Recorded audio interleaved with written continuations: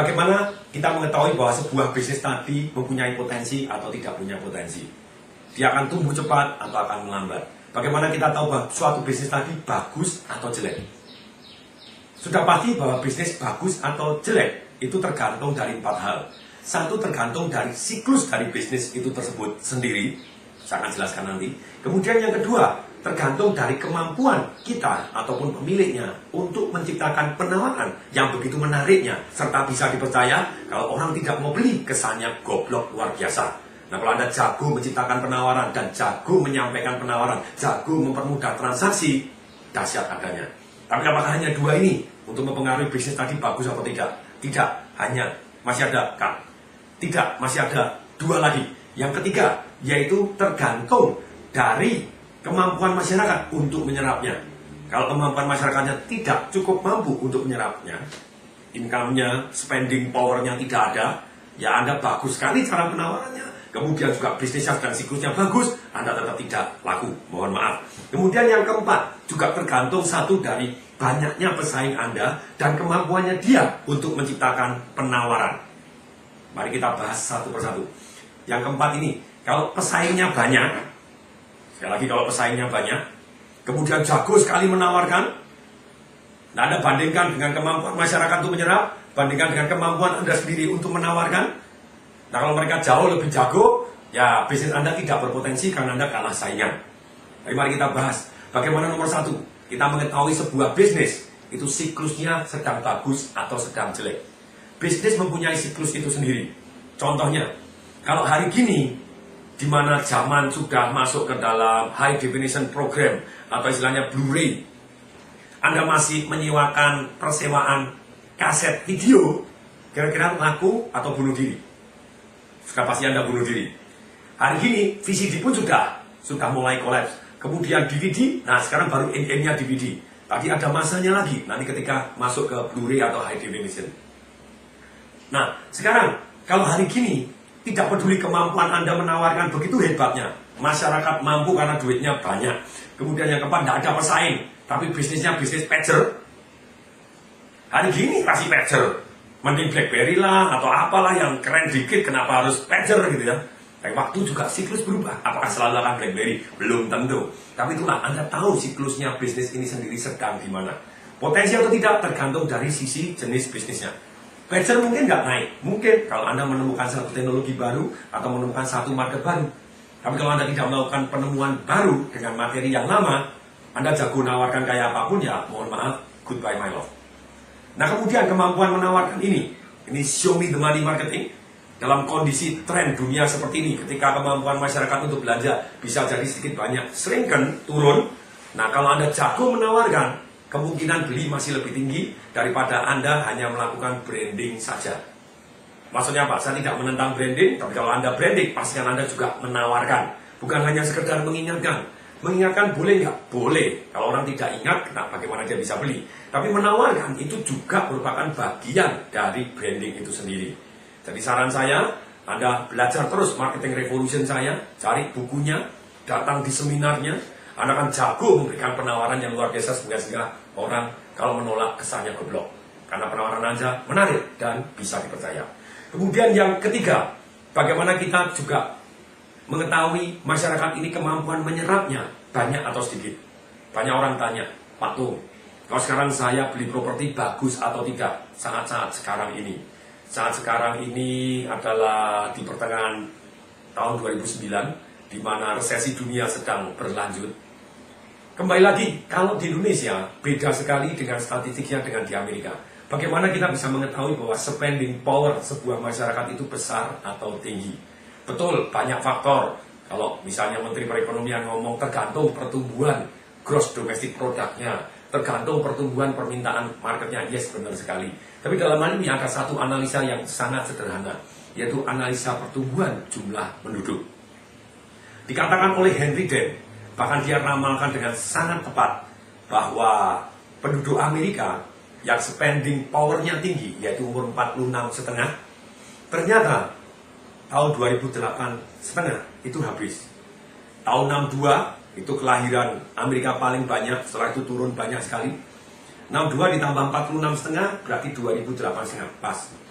Kemudian besarnya imigran di Amerika masuk ke Amerika yang mempengaruhi jumlah penduduk itu ternyata tahun 91-92 peak paling banyak. Setelah itu turun hampir 70%, 80%. Kalau di garis bawah di sini ternyata imigran itu yang paling banyak, rata-rata imigran pindah ke sebuah negara itu pada waktu mereka umur 30 tahun. Tahun 92 umur 30 tahun. Supaya jadi 46,5 yang dimana mereka paling peak, paling boros ngeluarin duit, yaitu 46,5, itu berarti harus tambah 16,5. 30 tambah 16,5, 46,5.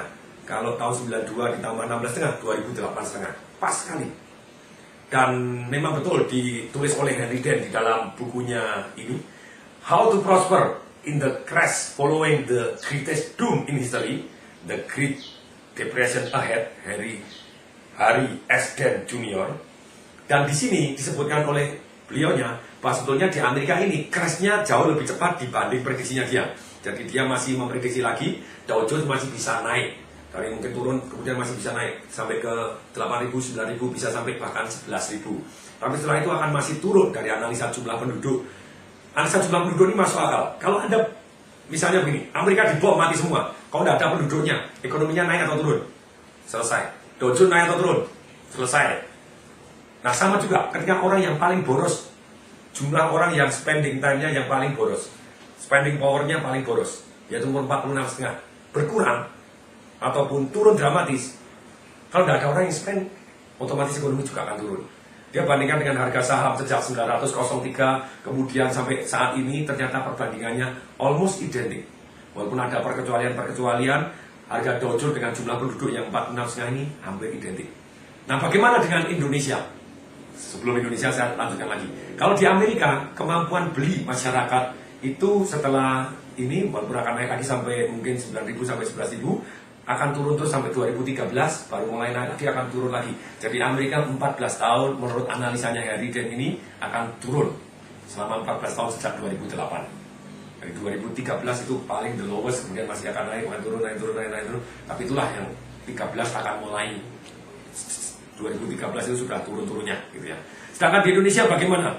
Menurut sumber dari Harry Dent ini yang diambil dari United Nations datanya, ternyata ada yang menarik. Indonesia itu spending wave-nya ini di halaman 220 kalau Anda bisa lihat. Oke, saya bacain gitu ya. Nah, saya bacain. Di Indonesia ini kemampuan spending wave-nya. Jadi ketika orang yang boros-boros ini ternyata meningkat pesat. 2010 itu just beginning. 2025 mereka akan mencapai satu yang namanya titik puncak peak. Kemudian akan turun sedikit tapi masih naik lagi.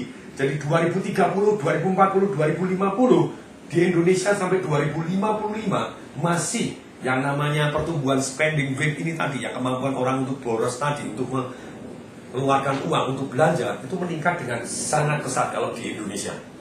Jadi Indonesia sangat punya harapan secara pertumbuhan ekonomi. Bahkan dikatakan oleh Mark Faber yang punya Tomorrow's Gold, istilahnya Tomorrow's Gold is Asia Risk Discovery. Maksudnya apa? Emas di masa depan itu adalah penemuan kembali di Asia, termasuk salah satunya adalah Indonesia. Jadi kalau Anda ingin beli properti, tentu saja Anda harus kembali lagi, tergantung permintaan dan penawaran, tergantung pesaingnya banyak atau tidak. Nah, sebenarnya paling sederhana deh, paling cut.